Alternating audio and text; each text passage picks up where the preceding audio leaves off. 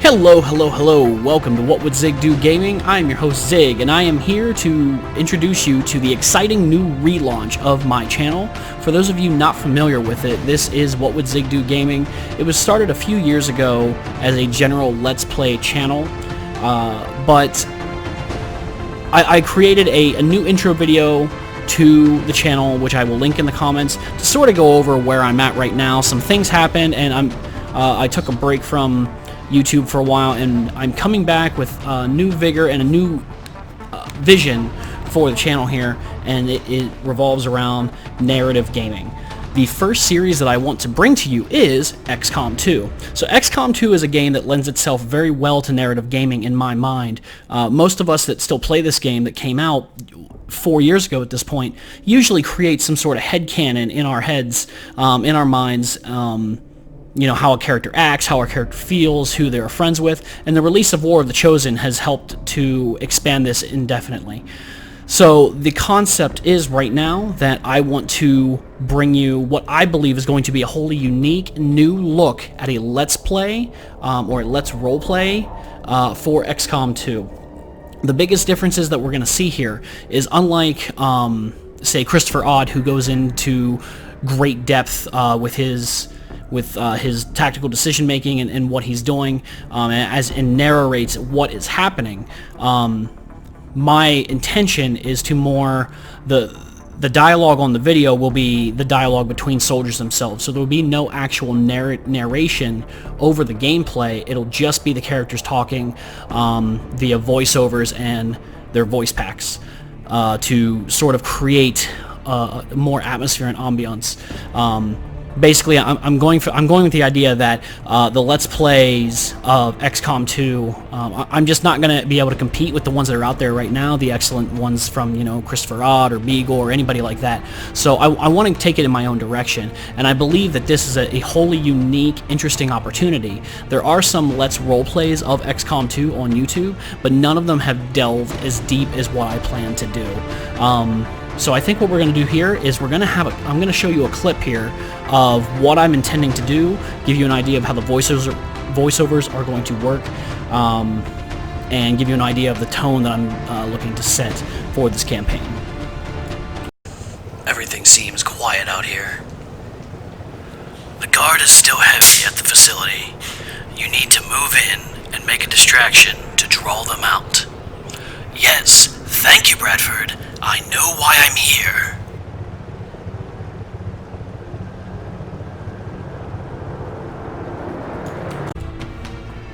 So that's sort of the idea of what I'm going for here. Now, I feel, and a very important disclaimer here is that I am not a professional voice actor. I am not overly adept at swinging my voice, making different voices, recording my voice, or anything of the such. So this is honestly the first time that I've ever tried doing anything like this. So yes, it's super ambitious. I'm not at all prepared or trained for it. So I suppose I should say that I'm sorry, first of all, because it's probably gonna not be the greatest, especially in the beginning when I'm still figuring everything out. And even as we go on, the limit of voices that's going to be available is going to be a little minuscule. I mean, as you saw, the dialogue between my character and what was supposed to be Bradford wasn't overly different. Like, they sounded very similar, and I'm still working on how to handle that and how to make that to differentiate and just make the voices more distinctive. But that's where we're at right now. So moving on, we're gonna take another look at another clip here. This is more from the tactical side of the gameplay rather than just sitting around and listening to two characters interact. So earphone or headphone users beware. I did go a little bonkers on the screaming in this one. I've got him. He's mine. Take this! Too easy. So again, that's another example of what we're trying to do here. I really want to bring a new narrative tone to the game, where I'm not talking over the top of anybody All that you hear is the characters talking, the characters getting hit, the characters interacting, ordering one another around. I will be playing the voice of the commander, so rather than just this disembodied head in the sky where you right-click and that's considered an order, and the character, you know, carries that order out, my intention is to actually roleplay as the commander as well, and give the orders where to move, where to look out, and stuff like that. I'm still working on the exact voices, because I've discovered that I have an issue in my voice packs because I have a lot of mods in the game. I have an issue with the voice packs, where the modded voice packs are actually probably a third of the volume, maybe less. So they can't really be heard right now, and I'm trying to figure out how to fix that, or if I'm just going to use blank voice packs, in which case I would have to voice literally everything, which is much more ambitious. But that's where we're at right now. But we should discuss gameplay at least a little bit. So to begin the talks about gameplay, I guess the best place to start would be the vanilla game itself. So I do have a couple of the second wave options turned on. We've got Beta Strike, we've got Not Created Equal, Red Fog, and we've got some custom edits. So Beta Strike is a second wave option that's already in the game. Not Created Equal and Red Fog are ones that are from the previous game, Enemy Unknown, Enemy Within. Not Created Equal just gives you random stats for all your soldiers, and Red Fog makes it so that you can, damage reduces your stats, and this applies to both XCOM and to the enemy, with a few exceptions. There are some custom edits in there just for just the way that I like to play the game, which is one of the reasons that I've stuck with this game so much, is it's so configurable without even touching mods. For instance, I've increased all explosive damage to sort of keep up with Beta Strike. Now, I haven't doubled explosive damage, so I mean, it's not a direct correlation, but they have been increased a little bit just to sort of keep pace with Beta Strike, and that's been done on both sides, to XCOM and to the aliens. Weapons have been modified a little bit for my personal preference. I like to increase the damage on melee weapons just because I like to do it. It's probably a little bit of a cheat, but I just find it fun. But this time I went a little bit, I probably went overboard. I gave, so I have swords, katanas, axes, and knives, and I gave them all their own sort of aim, crit, damage, said aim twice, aim, crit, and damage stats and progressions depending on what they are, the way that I thought it was most balanced and most interesting, so that one does not seem crazy better than another. Cannons have been added more ammunition into their clips. I think I got the idea from Long War 2, to be honest. I think by default they have like a 5 clip, a 5 round clip, or 5 action clip, and that's basically what I've given them, and then I give them a little bit of shred by default because it just makes sense to me. And then there's been some other minor changes to weapons. Another really big one is I have no recruitment. I turned recruitment off. I like to do that myself. I just think it's a fun way to play. I turn off recruitment, but then I increase the starting roster, and that gives me the idea that XCOM is this guerrilla warfare thing, that you've got your starting group that is already on board, and then getting more people is actually really difficult. You have to pick it up from missions, or you have to pick them up from the from like the Avenger every month, stuff like that, and that's only one soldier at a time. That's usually incredibly expensive. So grabbing rookies is actually not something that I do much later into the game. Like, you have a few missions in the early part where you can grab rookies, and that's about it. Those are mainly the only rookies that will come on board. So moving on from basic I&I edits and second wave options, we have the mod list. Now, my mod list is a little insane. Currently it's at about 360. However, the last I checked, approximately 100 of those are voice packs or cosmetic mods.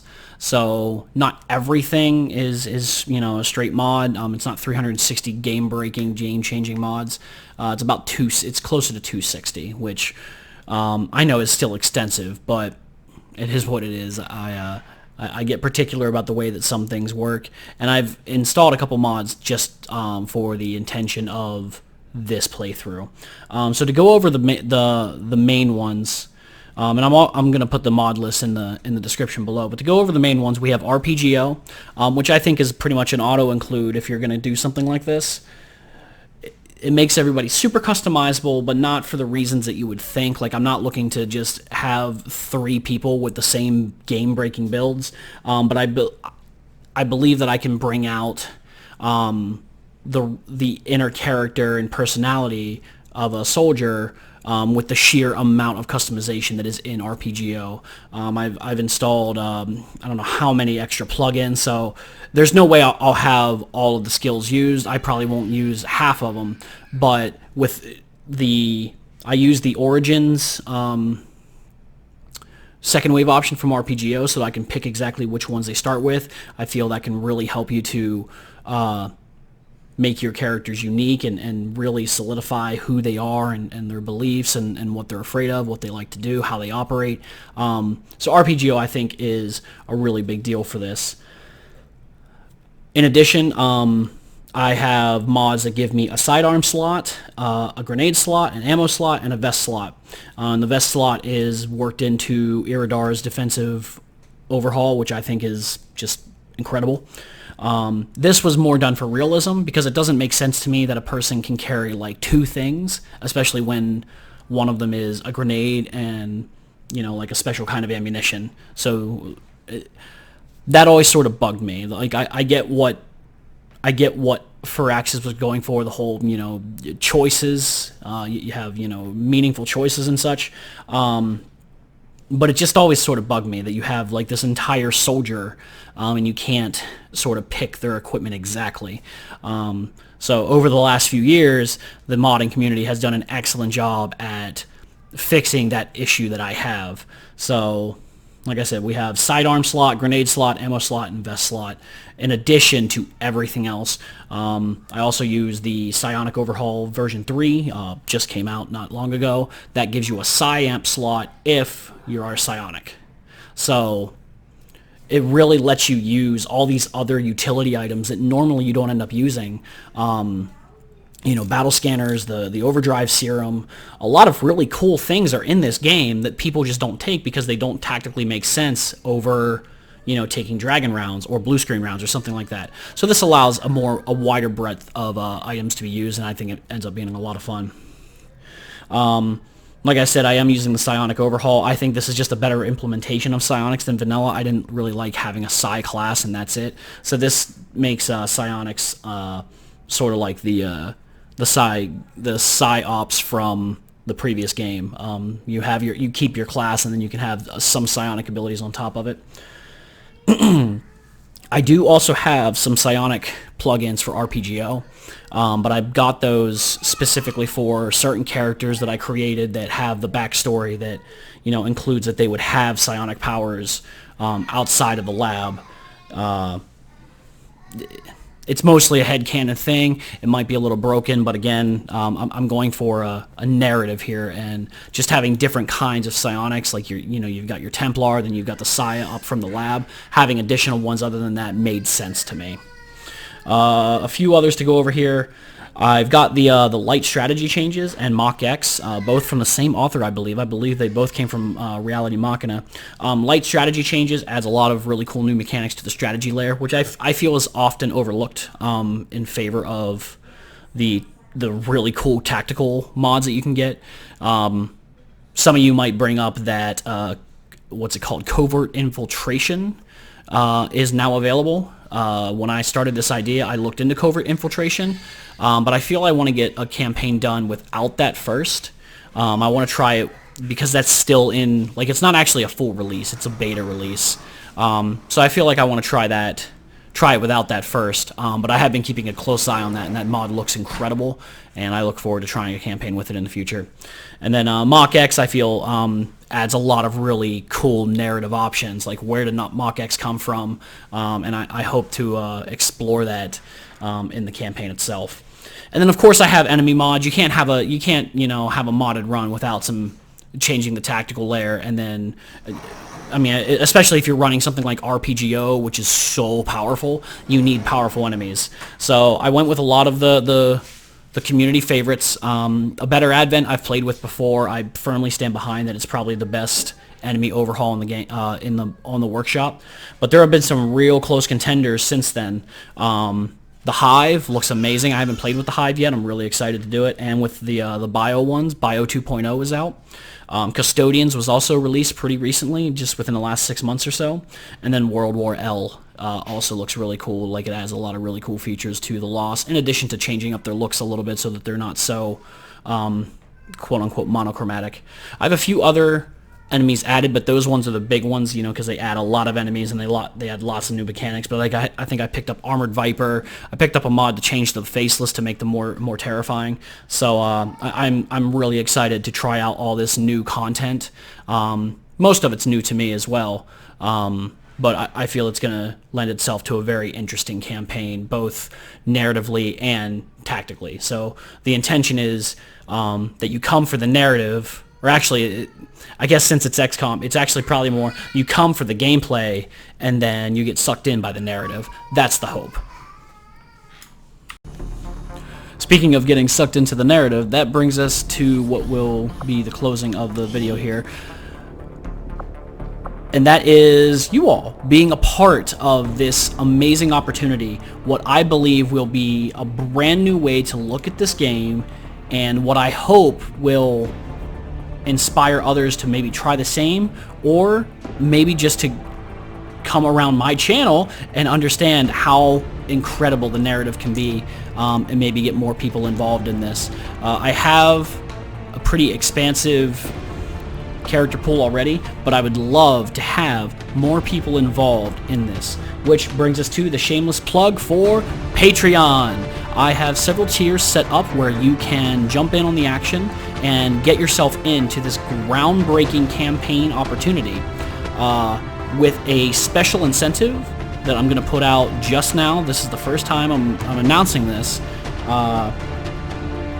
The first person to sign up gets to be a part of the first 2-man gatecrasher mission on YouTube. The concept is, because we're doing a narrative playthrough, the tutorial has to be enabled for part of it, because you get those additional cinematics. So the idea that I'm doing is I'm going to have Gatecrasher and the tutorial play sort of side by side in the recording. And I start with 6-man squad. So if you remember, the tutorial sends 2 people in. Jane Kelly and Central also are involved. So in my mind, since I work with a 6-man Sky Ranger, that's 4 people already on the ground. There's only 2 people left to actually do the Gatecrasher mission.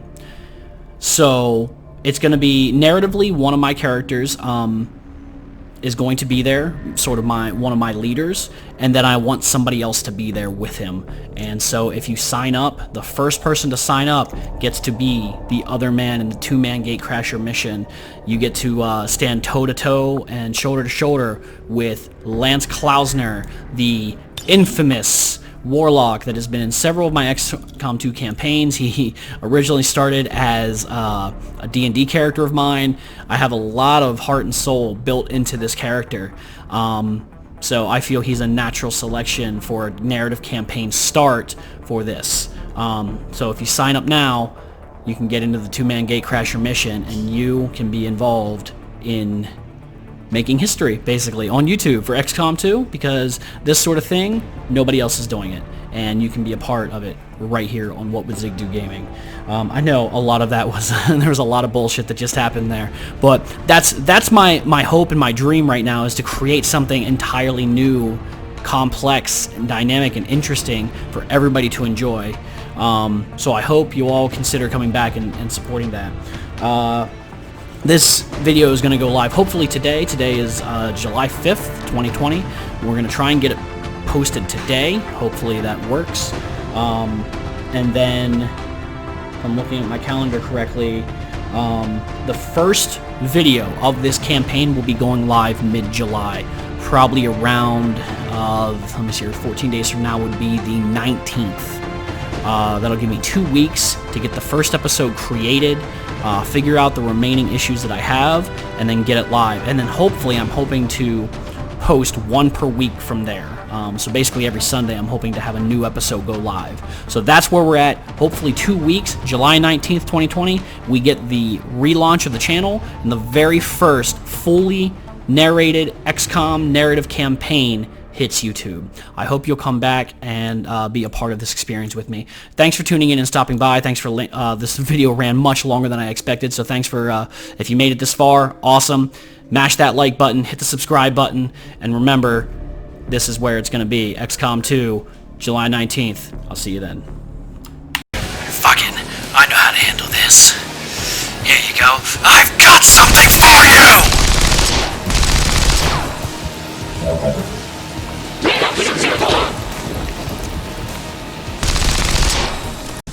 Shit. What is one of them doing here? Oh my god. What is that thing?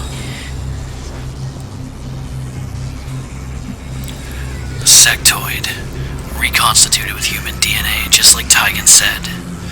This just became a lot more dangerous.